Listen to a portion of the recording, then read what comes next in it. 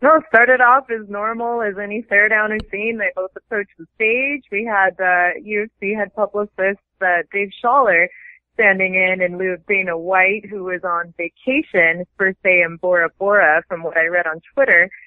And, John Jones steps in. He thrusts his head towards Cormier and nudges him a little bit. Cormier got upset with that and shoved John Jones. Then John Jones swings, throws a punch.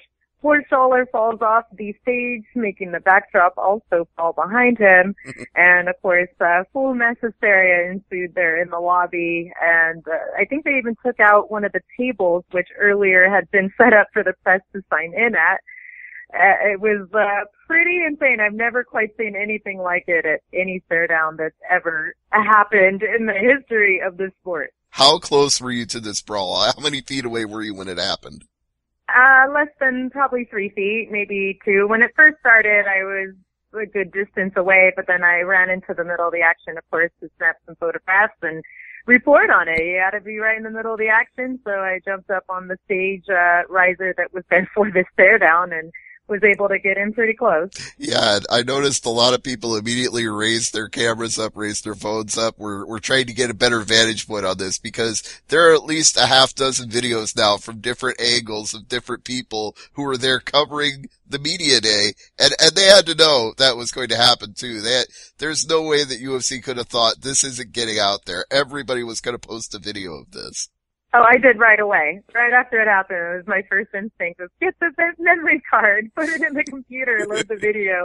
Yeah. And I was actually working with a new camera person yesterday, so this was his first UFC media event.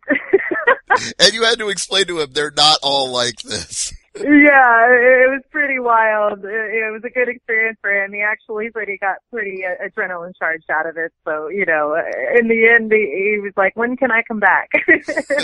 There's allegedly a shoe thrown at some point. I haven't seen it in the video, but you can address this. Yes, there was a shoe thrown. Last night on Fox Sports Live, Daniel Cormier actually took responsibility for having thrown the shoe.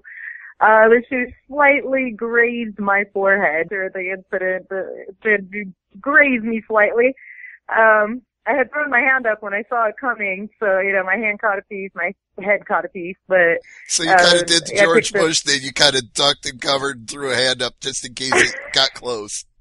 Yeah. And I gave the shoe back to the PR staff that was there, and I'm hoping that Daniel did get his shoe back. But yeah, luckily, I think the worst of the people who caught the brunt of anything was one of these Brazilian reporters from Combate.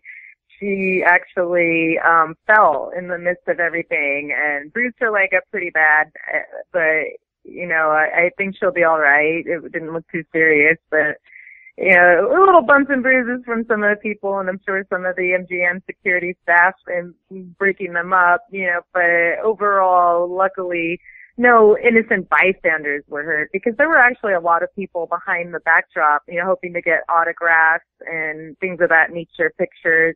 Once all was said and done, and the lobby was packed with people. There were families, there were young kids, so luckily none of them were hurt or, in any way affected by anything that had happened. That was my first concern when I was looking around, was like, who else is there? And I thought of immediately the two ladies that were signing in, all of the media, like, were they still sitting at that table that went down?